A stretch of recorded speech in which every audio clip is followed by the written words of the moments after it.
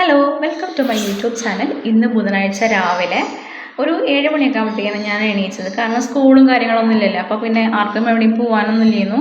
Husband വീട്ടിലിരുന്ന് തന്നെയാണ് work ചെയ്യുക. അപ്പോൾ പിന്നെ രാവിലെ എണീച്ച് വീട്ടിലുള്ള കാര്യങ്ങളൊക്കെ നോക്കുക, അതാണ് ഇപ്പം മെയിനായിട്ടുള്ള പണി.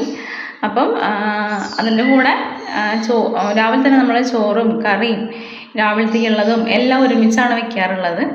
അപ്പോൾ അതിന് വേറെ വേറെ ഒന്നും നമ്മൾ വേറെ സമയത്ത് അങ്ങനെയൊന്നും ഉണ്ടാക്കാറില്ല. രാവിലെ തന്നെ ഒരു 7 മണിക്ക് എണീച്ചാൽ ഒരു 9:30 ആകുമ്പോഴത്തേക്ക് കംപ്ലീറ്റ് ആയിട്ട് എല്ലാം റെഡിയാവും.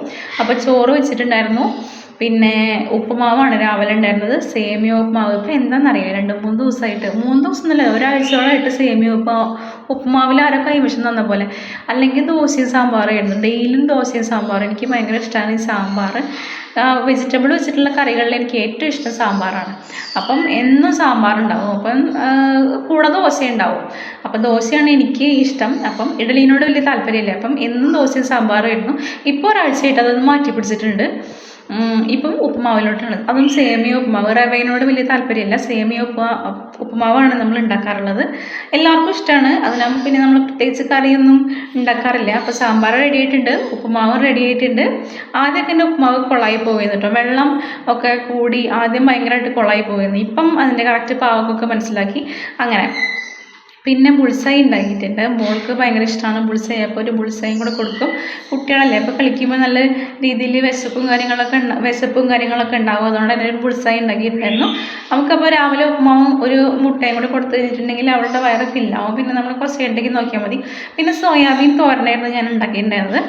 സോയാബീൻ ഇപ്പോൾ ഉണ്ടാക്കി വന്നപ്പോൾ അതൊരു കൊത്ത് സോയാബീൻ പോലെയായി, കൊത്ത് മീൻ മേക്കർ തോരൻ പോലെയായി. കാരണം ഞാൻ കുറച്ച് എണ്ണയിലാണ് ഞാൻ പൊരിക്കാൻ വെച്ചിട്ടുണ്ടായിരുന്നത്. അപ്പോൾ അത് ആകെ പൊടിഞ്ഞു പോയി. പിന്നെ ഞാൻ അങ്ങനെ വെച്ചിട്ട് കുറച്ച് ഉള്ളിയും തക്കാളിയൊക്കെ വഴറ്റി മുളക് പൊടിയും മല്ലിപ്പൊടിയും മഞ്ഞൾപ്പൊടിയും എല്ലാ കാര്യങ്ങളും ഇട്ടിട്ട് ഇഞ്ചി വെളുത്തുള്ളി എല്ലാം ഇട്ടിട്ട് ഒരു തോരൻ പോലെ ആക്കി എടുത്തു, വഴറ്റിയെടുത്തു. പിന്നെ അപ്പോഴത്തേക്ക് അത്രയേ ഉള്ളൂ. ചോറ് റെഡി ആയിട്ടുണ്ടായിരുന്നു. അപ്പോഴത്തേക്ക് സാമ്പാറായി, തോരനായി, ഉപ്പുമാവായി, ഉൾസായി, ഇത്രയൊക്കെ ഉണ്ടായിരുന്നുള്ളൂ. പിന്നെ വെള്ളം ചൂടാക്കി ഒരു ചായ ഉണ്ടാക്കി നമ്മൾ പിന്നെ ഫുഡ് കഴിക്കുകയാണ് ചെയ്തത്. ഞാനും മോളും ഫസ്റ്റ് ഫുഡ് കഴിക്കും. ഹസ്ബൻഡ് നൈറ്റ് ഇന്ന് വർക്ക് ചെയ്യണത് കൊണ്ട് തന്നെ രാവിലെ കുറച്ച് നേരം വൈകി എണീക്കുള്ള ആൾ. ഒരു 9-10 മണിയൊക്കെ ആകുമ്പോഴത്തേക്ക് എണീക്കുള്ളൂ. അത് കഴിഞ്ഞിട്ടാണ് അവർ ഫുഡൊക്കെ കഴിക്കുക. അപ്പം ഇത് ഇന്നലെ മോൾക്ക് പുതിയതായിട്ട് വാങ്ങിയിട്ടുള്ള സൈക്കിളാണ്. സൈക്കിളിൽ എല്ലാ പേപ്പറും കാര്യങ്ങളൊക്കെ പറിച്ചെടുക്കുകയൊക്കെ ചെയ്യുകയാണ്. കാരണം അവളുടെ ബേബിയാണിതെന്നാണ് പറഞ്ഞത്. കുട്ടിക്ക് സൈക്കിൾ എന്ന് പറഞ്ഞപ്പോൾ ഭയങ്കര ജീവനായിട്ടുണ്ട്.